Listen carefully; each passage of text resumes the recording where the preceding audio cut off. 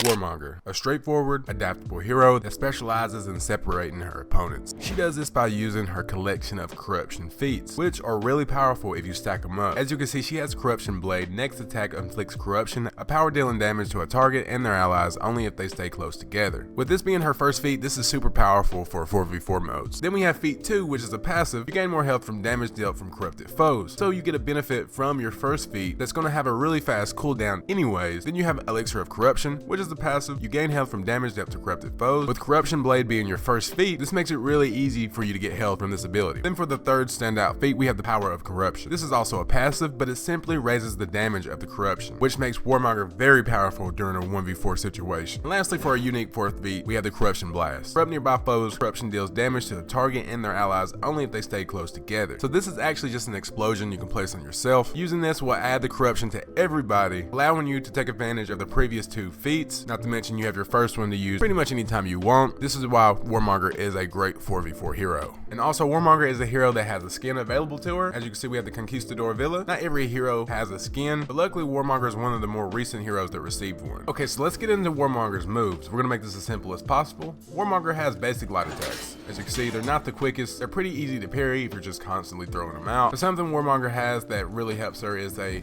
light, then a heavy. The second heavy was really drawn out.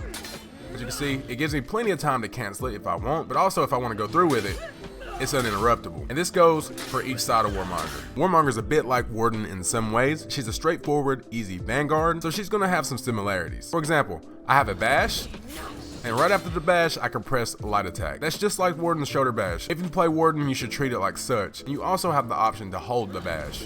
As you can see, if I hold it, I can get a guaranteed heavy after that. Very similar to Warden's shoulder bash ability. Another small strategy you can use with Warmonger's bash is holding it as long as you can and then canceling.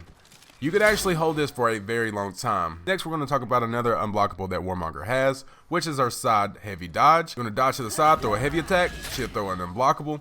You can do this from either side. You can also follow up with an uninterruptible heavy. Warmonger also has an undodgeable move. If you dodge forward, throw a heavy, you will throw an undodgeable. I wouldn't really use this as an opener because it's really predictable, but if you have an opponent that dodges a lot, throwing this may help you out every now and then. Press the heavy attack and light attack button at the same time, and you'll throw her zone attack. It's not too wide, it's very simple, it's almost like a normal attack, and it only does 13 damage. I occasionally throw this into my combos, but I don't use it too often. Another ability that I really enjoy using with Warmonger is her parry counter. If you get a parry, you can press X right after it and push people to wherever you want. X, and as you can see, I'm pushing them as far as I want. You can also do this while near a wall, and this will drive your opponent up against the wall, and you'll get some bleed in. And something I almost forgot to mention is when you do Warmonger's bash, you do a little bit of bleed damage. As you can see, you got a little damage trickling down. Warmonger also has a pretty simple unlocked ability. When you're unlocked from your opponent, you can just run towards them, press the heavy attack button, and you'll kind of latch onto the target. Pretty great ability to catch people when they're trying to run away. Sometimes if they don't expect it, I'll use this ability as an opener. Yes! Perfect timing. You captured Zone C. Lost Zone A. You captured Zone C.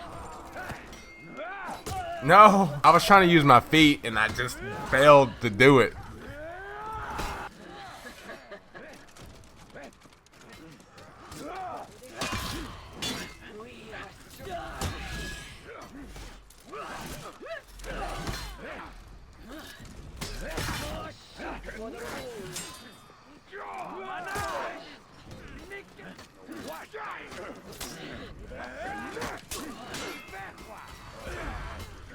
That sucks for them.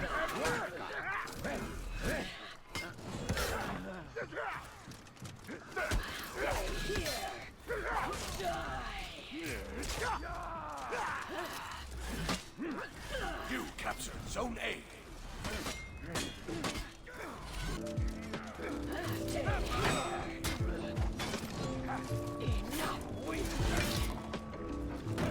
Oh no.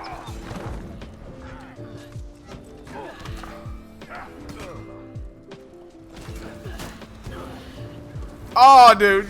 No way. No way. I was trying to throw him off too. So as you can see, Warmonger is a amazing asset to 4v4 game modes. Well, with all that being said and done, I hope you enjoyed this video. If you want to see more videos like this, make sure you hit that like button, or maybe even try hitting that subscribe button. And I'll see you in the next video.